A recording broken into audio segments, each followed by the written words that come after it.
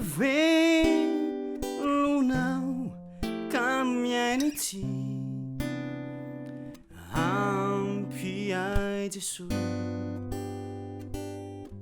ampy ai Jesoa zany any faniry kotsompo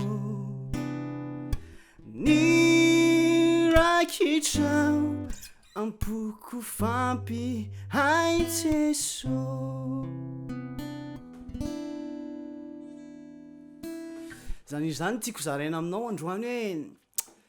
fatatsika loatra zany iry zany hoe ampy ai Jesoa fa tena iainantsika marina hoe zany rehefa mandalo ady mafy ve tsika rehefa mety hoe tojo ny olantsika mety hoe tsisy ny vola mety hoe misy ny zavatra mitranga zay tsy ahaky ny fiheverantsika de tena samy teny ve tsika hoe ampy atsika Jesosy. Mety moramora miran'izany ary mety iraintsika foana zany fa ny tanjon'Andriamanitra amin'ny iran'Andriamanitra de tena hoe iainana le hira. Raha za manokana tena hoe ny fiainako zao tena hoe ampy anahy Jesosy tsy raha hoe aty à France ary zao misy ny coronavirus ny activité tsisy mandeha amin'izay loha intsony fa ny anahy mandroso foana de fantatro hoe Jesosy miaraka amiko foana de hoe ampy ahy Jesosy tsy mitady zavatra mihoatra an'izay ny kristiana indraindray ohatrany hoe rehefa milamina amin'ny fiainako rehefa mahita ny asako rehefa anina de zay vao hitady an Jesosy na hoe aloha mbola am'izao aloha fa rehefa anina de tadiavin'i Jesosy nefa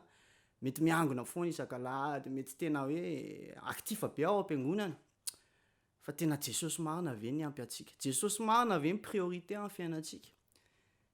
zay fotsiny tiako zaraina androany hoe ampy anao marina ve Jesosy tsy hoe kristiana ianao de hoe mety hoe ampy anao Jesosy fa le maha-kristiana zany tena hoe Jesosy aloha zay vao nitohy any rehetrarehetra Jesosy aloha vao ny fianakavianao Jesosy aloha vao ny asanao Jesosy aloha vao ny fianaranao fa sarotra be ny mieritreritra an'izany fa zay ny afatra omeko anao androany hoe raha mbola velona tsika ka miaina ety ninona mitranga amin'ny fiainantsika ampy atsika Jesosy tahiny tompo.